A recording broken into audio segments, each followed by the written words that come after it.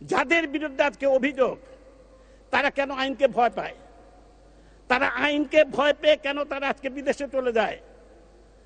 BNP কোনো সময় তার দুর্নীতিবাজ নেতা কর্মীদের সহায়তা করতে পারে নাই, তাদেরকে আইনের আওতায় আনতে পারে নাই। কিন্তু বাংলাদেশ আওয়ামী লীগ প্রমাণ করে দিয়েছে, বিভিন্ন সময় আমাদের মন্ত্রী এমপিদের পর্যন্ত বিচারের কাঠগড়ায় দাঁড় করানো হয়েছে। আজকে আপনাদের নিশ্চয়ই স্মরণ আছে, কিছুদিন আগে ক্যাসিনো কাণ্ডে আমাদের কতজন, অনেকেই গ্রেফতার হয়েছেন, বিচারের আওতায় তাদেরকে আনা হয়েছে। দুর্নীতিতে বাংলাদেশ আজকে জিরো টলারেন্স, আমাদের যেই কথাটা মাননীয় প্রধানমন্ত্রী বলেন বা সরকারের যে নীতি, এটা স্বীকার করতে হবে। আজকে জিরো টলারেন্স দুর্নীতি, আমরা আমাদের নেতা কর্মীদের কোনোভাবে আমরা দুর্নীতিতে ছাড় দিচ্ছে না। কিন্তু ইদানিং যে সমস্ত ঘটনাগুলো ঘটছে, আমি বিশ্বাস করি এইগুলো একটা ষড়যন্ত্রের অংশ, জাতীয় আন্তর্জাতিক ষড়যন্ত্রের অংশ হিসেবে হঠাৎ করে আজকে কিছু দুর্নীতিবাজ সাবেক কর্মকর্তাদের বা কিছু কিছু আজকে এই সমস্ত প্রচার প্রপাগান্ডা আজকে হচ্ছে। এটা আমি আমার কেন সমস্ত বিশ্ব মানুষেরই এটা সন্দেহ হয়, আজকে জাতীয় আন্তর্জাতিক ষড়যন্ত্রের মাধ্যমে এই সমস্ত দুর্নীতির কথা হঠাৎ করে উঠে আসছে। কিন্তু একথা স্বীকার করতে হবে, মানে আমাকে 5টা মিনিট সময় বাড়িয়ে দেবেন, দয়া করে 5টা মিনিট সময় বাড়িয়ে দেবেন। কিন্তু একথা স্বীকার করতেই হবে, যাদের বিরুদ্ধে আজকে অভিযোগ, তারা কেন আইনকে ভয় পায়? তারা আইনকে ভয় পেয়ে কেন তারা আজকে বিদেশে চলে যায়?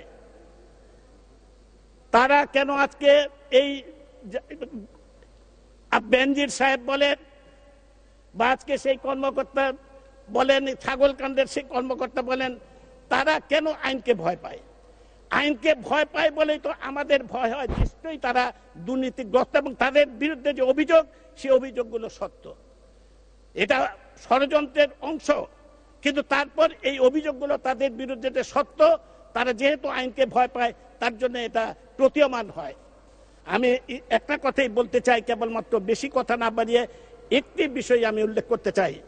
আমাদের মাননীয় প্রধানমন্ত্রী দেশকে যেভাবে এগিয়ে নিয়ে গেছেন, সকল ক্ষেত্রে যে বাংলাদেশ উন্নয়ন, আমি পদ্মা সেতু, মেট্রো রেল এত কথা বলতে চাই না, সকল ক্ষেত্রে যে আমাদের উন্নয়ন, বিশ্ববাসী যখন আমাদেরকে অহংকারের চোখে দেখে বাংলাদেশকে, আমাদের মাননীয় প্রধানমন্ত্রী বিশ্বাস করি আজকে 4 বার ক্রমান্বয়ে তিনি আজকে রাষ্ট্রীয় ক্ষমতায়।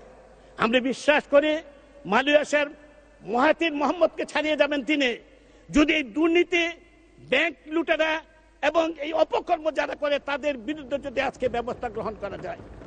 বিশ্বাস করি আবার তিনি ক্ষমতায় আসবেন, রাষ্ট্রীয় ক্ষমতায় আওয়ামী লীগ আসবে এবং মাননীয় প্রধানমন্ত্রী আবার সরকার গঠন করতে পারবেন। এই দুর্নীতিবাজদের যদি ব্যবস্থা গ্রহণ করা হয়, এটা এখনই সময় এদের বিরুদ্ধে ব্যবস্থা গ্রহণ করা। আমরা রাজনীতি যারা করি, আমাদের লজ্জা হয় এই সমস্ত লোকদের, ব্যাংক লুটেরা বা যারা যে সমস্ত কাজ করছে, এই সমস্ত যখন আমরা চিত্র যখন আমরা দেখি।